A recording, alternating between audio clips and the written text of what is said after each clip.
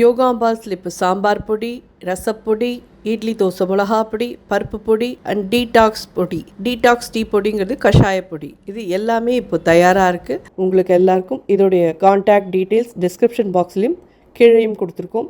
WhatsApp number அது வழியாக நீங்கள் உங்களுக்கு என்ன தேவையோ அதை தொடர்பு கொண்டு நீங்கள் பதிவு பண்ணிடலாம். அதை அனுப்பி வைக்கிறதுக்கு நாங்கள் கடமைப்பட்டிருக்கோம். வணக்கம், நானும் அபிமான யோகாம்பால் சுந்தர். இன்றைக்கி என்ன பார்க்க போகிறோம்னு சொல்லி கேட்டீங்கன்னா, இது ஒரு பழைய நாள் டிஷ் தான், தவளை தோசை. அது வந்துட்டு நம்ம ஃபர்மெண்ட்லாம் பண்ண விடலை, பட் நல்லா கொஞ்சம் புளிச்ச தயிரை விட்டு நம்ம இது பண்ண போகிறோம். ஒரு அரைச்சி வச்சுட்டு ஒரு 1/2 hour கழித்து அதை வார்த்தைனாலே ரொம்ப ஜோராக வரும்.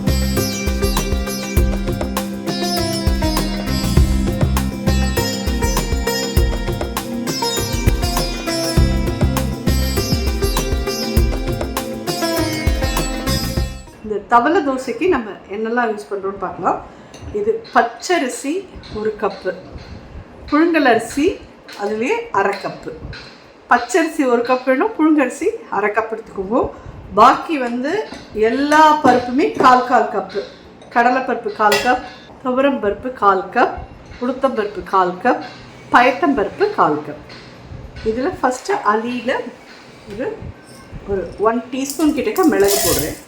அதே மாதிரி 1 டீஸ்பூன் கிட்டக்க சீரகம் போடுறேன். அதான் முன்னாடியே ஒரு 4 hours ஊறின்னு இருக்கு. நல்லா வாஷ் பண்ணிவிட்டு ஊற வச்சுட்டேன். பச்சரிசி இதில் ஆட் பண்ணுறேன். ரொம்ப ஃபைன் பேஸ்ட்டாக தோசை மாவு கரைக்கிற மாதிரி அரைக்கக்கூடாது. கொஞ்சம் ஒரு பாம்பே ரவை இல்லைன்னா அதை விட கொஞ்சம் இதுவாக சிரோட்டி ரவை இதில் இதை அரைச்சிக்கணும். பச்சரிசி சேர்த்துட்டோம். 1 கப்பு, 1/2 கப்பு புழுங்கரிசி போடுறேன். தண்ணியே விடாதீங்க, கெட்டியாக எவ்வளோ தூரம் முடியுமோ அவ்வளோ தூரம் கெட்டியாக இது பண்ணிக்கணும். இதை கெட்டியாக அரைச்சின்னு உங்களை பார்க்குறேன். இதுக்கு அப்படியே அரைக்க முடியாது எல்லாமே நீங்கள் கேட்கலாம். ஜஸ்ட்டு 2 ஸ்பூன் கிட்ட தண்ணி விட்டுருக்கேன், அவ்வளோதான். அது போதும். நான் அரைச்சின்னு உங்கள்கிட்ட காமிக்கிறேன் எவ்வளோ கெட்டியாக இருக்குன்றது நீங்கள் பார்த்தீங்கனாலே உங்களுக்கு புரியும். ஸோ இதை அரைச்சின்னு வந்தாச்சு. பார்த்தீங்கன்னா உங்களுக்கே தெரியும். இப்படி மைல்டு ரவையாக இருக்கணும், ரொம்ப ஃபைனாக அரைச்சிட வேண்டாம். ஸோ இப்போ இதுலேயே நம்ம இந்த பருப்பு எல்லாத்தையும் ஆட் பண்ணலாம். துவரம் பருப்பு 1/4 கப், கடலைப்பருப்பு 1/4 கப், உளுத்தம்பருப்பு 1/4 கப், பயத்தம்பருப்பு 1/4 கப். ஊற வச்சுருக்கிற தண்ணி இதில் இல்லாமல் பார்த்துக்கோங்க. ஏன்னா இது நல்லா ஃபைனாக அதில் இருக்கிற தண்ணியெலாம் எடுத்துட்டும் அதுக்கப்புறம் நம்ம இந்த கப்பாலேயே 1 கப் புளிச்ச தயிரை விட்டு அரைக்கிறோம். இதில் விடுறேன். உப்பு ஒரு 1 டீஸ்பூன் கிட்ட இதிலே போட்டுருவேன். பெருங்காயப்பொடியும் அதே மாதிரி நல்ல ஒரு 3/4 டீஸ்பூன் கிட்ட போட்டுருவேன். 3/4 டீஸ்பூன் 1 டீஸ்பூனே போடலாம். ஏன்னா எல்லாமே பருப்பு, கேஸ் பண்ணாமல் இருக்கிறதுக்கு நம்ம பெருங்காயப்பொடி போடுறது நல்லது. இது நல்லா இதையும் கெட்டியாக, இந்த தயிரை தவிர வேறு எதுவுமே விட வேண்டாம், தண்ணின்னு எதுவும் இல்லாமல் கெட்டியாக அரைச்சின்னு இதில் கலந்துட்டு ஒரு 1/2 hour வச்சுட்டு அதுக்கப்புறம் நம்ம அடைய வைக்கலாம். ஸோ இதை அரைச்சின்னு பார்க்குறேன். ஸோ பருப்பெல்லாமும் அரைச்சி எடுத்துன்னு வந்தாச்சு. அதே மாதிரி கரக்கரன்னு இருக்கிற மாதிரி எதுவுமே இருக்கட்டும். இதில் மிக்ஸ் பண்ணிடலாம். டாப்பில் மிக்ஸ் பண்ணிட்டுருந்தோம். பேட்டர் ரொம்ப லூஸாகவும் இருக்கக்கூடாது, ரொம்ப திக்காகவும் இருக்கக்கூடாது. இந்த கன்சிஸ்டன்சி இட்லி மாவு பதத்தில் இருக்கணும். இது அப்படியே இருக்கட்டும். இதில் 2 டீஸ்பூன் கிட்ட எண்ணெய் விட்டுருக்கேன். ஒரு 3/4 டீஸ்பூன் கடுகு போடுறேன். உளுத்தம்பருப்பு நம்ம ஆல்ரெடி அரைச்சி விட்டுருக்கோம். இருந்தாலும் உளுத்தம்பருப்பு இதில் போட்டுடலாம். அந்த தோசை வாத்துட்டு சாப்பிட்றதுக்கே அது பைட்டிங் கடுக்குன்னு இருக்கும். அது ரொம்ப ரொம்ப நல்லாயிருக்கும். அதுக்கோசரம் உளுத்தம்பருப்பையும் போடுறேன். ஒரு 1 டீஸ்பூன் கிட்ட அதையும் போடுறேன். மிளகாவத்தல் அதே மாதிரி ஒரு 5-6. இந்த நாளில் இதெல்லாம் தான், அதான் நம்ம சொல்கிற மாதிரி எல்லாமே அரிசி பேஸ் பண்ணி தான் அந்த நாளில் இருக்கும். தவளை தோசை, தவளை அடை, அதே மாதிரி தவளை வடை அப்படின்ற மாதிரினா இது ரொம்ப, அதாவது முன்னாடிலாம் இதை ஃபர்மெண்ட் பண்ண வைப்பா. அப்படி இல்லாமல் நம்ம இப்போ புளிச்ச தயிரை விட்டு அரைச்சிருக்கிறதுனால ஒரு ஹார்ட்லி ஒரு 1/2 hour இருந்தாலே போதும். ரொம்ப நல்லா ஜோராக வந்துடும். இது பருப்பு அரிசி எல்லாம் மட்டும் ஒரு 4 hours ஊற வச்சுருந்தோம். இதில் அப்படியே எடுத்துக்கலாம். இதில் கொத்தமல்லி, இதில் லாவிஷாக போட்டுக்கோங்க. கருவேப்பிலை இந்த மாதிரி ஒரு அடி கனமான ஒரு பாத்திரம் எடுத்துக்கோங்க. இது முதல்ல சுடட்டும். இதெல்லாம் நல்லா மிக்ஸ் பண்ணிக்கலாம். ஒரு அரை மணி நீங்கள் ஃபர்மெண்ட் ஆக விடுங்க. நான் இப்போ அப்படியே பண்ணுறேன், நீங்களும் அப்படியே பண்ணாதீங்க. ஒரு அரை மணி இருந்ததுன்னா நல்லா இருக்கும், ரொம்ப ரொம்ப நல்லா இருக்கும். இது ஆப்ஷனல். நான் ஒரு 2 ஸ்பூன் கிட்ட தேங்காய் போடுறேன். வேண்டாங்கிறவா போட வேண்டாம், ஜஸ்ட் அதை மட்டும் பண்ணி அப்படியே பண்ணிக்கணும். தவளை தோசைக்கும் தவளை அடைக்கும் என்ன மாதிரி வித்தியாசம்னு கேட்கலாம். நீங்கள் தவளை அடை நம்மளோட இதில் அரிசி உப்புமா மாதிரி கலரிட்டும் அதை தட்டி தவாவில் போட்டு நம்ம எடுத்துக்கிறதையும் நீங்கள் எல்லோரும் பார்த்துருக்கலாம். அப்படியும் பண்ணலாம், இப்படியும் பண்ணலாம். இது வந்து தவளை தோசைன்னு சொல்லிக்கலாம், தவளை அடைன்னு சொல்லிக்கலாம். எல்லாமே ஒரே இது தான், எல்லாமே ஒரே ரேஷியோவில் ஒரே மாதிரி பருப்பு சேர்ந்ததாக தான் இருக்கும் எல்லாமே.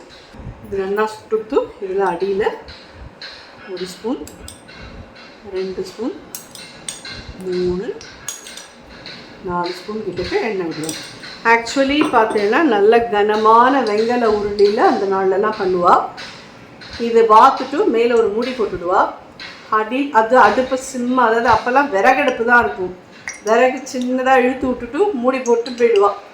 அடியில் ஃபுல்லாக, அதாவது ஒரு தோசை ஆகிறதுக்கு அரை மணிலேருந்து 3/4 மணி ஆகும்.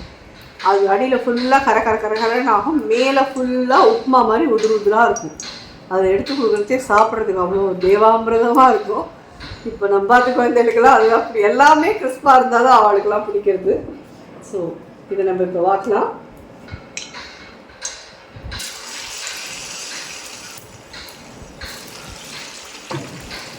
இவ்வளோ எண்ணெய் வேணுமா மாமி அப்படின்னு சொல்லி கேட்பேன். ஆனால் இந்த எண்ணெயை நீங்கள் விட்டுட்டு பார்த்துட்டு நீங்கள் அப்புறம் பார்த்தீங்கன்னா நம்ம இதில் தோசை எடுத்ததுக்கப்புறம் பார்த்தீங்கன்னா இதுலேயே எண்ணெய் இருக்கும். இப்போ 4 ஸ்பூன் விட்டுருக்கோம் இல்லையா, 3 ஸ்பூன் எண்ணெய் இதுலேயே இருக்கும். மூடி போடுறேன். அடுப்பை நல்லா சிம்மாக்குறேன். நிச்சயமாக ஆகும் ஒரு 15 to 20 மினிட்ஸ். மெதுவாக தான் வேக விட்டு எடுக்கணும், இல்லைன்னா அது நல்லா வராது. ஸோ அதனால் ஆனால் இதை வந்து ஒரு தோசை சாப்பிட்டாலே பெரிய விஷயம். நம்மளால இந்த நாளில் கெப்பாசிட்டியே கிடையாது யாருக்கும். நம்மளாம் இருக்கிறதுக்கு ஏன்னா அந்த நாளில் நிறைய உடல் உழைப்பு இருக்கும். அவெல்லாம் வெளியில் போவா வருவா, அதில் அம்மியில் அரைக்கிறது, கல்லோரில் அரைக்கிறது, குனிஞ்சு விழுந்து வீடு ஃபுல்லாக பெருக்கி துடைக்கிறது எல்லாமே பண்ணுவாள். ஸோ அவளுக்கெல்லாம் உடல் உழைப்பு இருந்தது. நம்ம எல்லாமே இந்த நாளில் நின்றுட்டு உட்காந்து டேபிளில் உட்காந்து சாப்பிட்டு இப்படி தான் பண்ணிகிட்ருக்கோம். நம்மளுக்கு உடல் உழைப்பு இல்லாததான் நம்மளால ஒரு அடை சாப்பிட்டாலே நம்மளுக்குலாம் பெரிய விஷயம். இது ஒரு சைடெல்லாம் நல்லா ப்ரௌன் ஆகும், அது வரைக்கும் வெயிட் பண்ணிட்டு இருந்துட்டு பார்க்கலாம். இது மெதுவாக டேர்ன் பண்ணலாம். ஆக்சுவலி பார்த்தீங்கன்னா டேர்ன் பண்ண மாட்டா பழைய நாள்லாம். இது இன்னொரு சைட் போட்டதுக்கப்புறமா இதை தயவு செஞ்சு யாரும் வந்து மூடாதீங்க. ஏன்னா இதில் வந்து சாகி ஆகிடுச்சுன்னா அப்புறம் அது நல்லா இருக்காது. இது இப்படியே வேகட்டும். ஆனால் இது வந்து ஒரு 15 to 20 மினிட்ஸ் ஆகிருக்கு. சிம்மில் வச்சு இந்த மாதிரி கரக்கரன்னு பண்ணி எடுக்கிறதுக்கு இது ஜோராக இருக்கும். இதை வந்து அப்படியே நீங்கள் வந்து நல்ல ஒரு மிளகா அப்படி ஏதாவது ஒன்று தொட்டு ஜோராக சாப்பிட்லாம். இதை இன்னொரு சைடு நாங்கள் திருப்பலை மூடி வச்சு வெந்ததுனால நீங்கள் அப்படியே சாப்பிட்றோன்னாலும் ஃபைன். உங்களுடைய இது பார்த்தீங்கன்னா ஜோராக ரெடி ஆகிடுச்சு. அடியில் அப்படியே எண்ணெய் இருக்கு பாருங்க, அதுலேயே அடுத்த இது தோசையை நம்ம வாத்துடலாம். ஜோராக தவளை தோசை தயார். இந்த எண்ணெயிலேயே திருப்பி அடுத்த தோசையை பார்த்துக்கலாம்.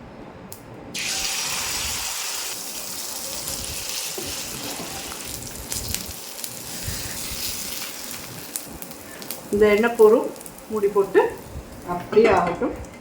அடுத்ததையும் நம்ம எடுத்துகிட்டு உங்களுக்கு காமிக்கிறேன். ஹோப் இந்த தவளை தோசை உங்கள் எல்லாருக்கும் ரொம்ப பிடிக்கும்.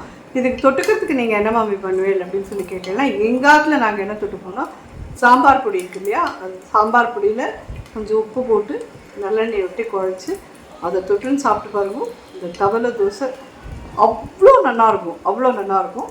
சாம்பார் பொடி, அதுக்கு தேவையான கொஞ்சமாக உப்பு, சால்ட் சேர்த்துக்கோங்க, நல்லெண்ணெய், 3ஐயும் போட்டு நல்லா குழச்சிட்டு தொட்டுன்னு சாப்பிட்டு பார்த்துட்டு எப்படி இருந்தது இந்த தவளை தோசையோட இது காம்பினேஷன் எப்படி இருந்தது அண்ட் தவளை தோசை எப்படி இருந்தது உங்கள் ஆட்டில் எல்லாருக்கும் பிடிச்சதான்னு எனக்கு கண்டிப்பாக எல்லோரும் ஃபீட்பேக் சொல்லுங்கள். நன்றி, வணக்கம்.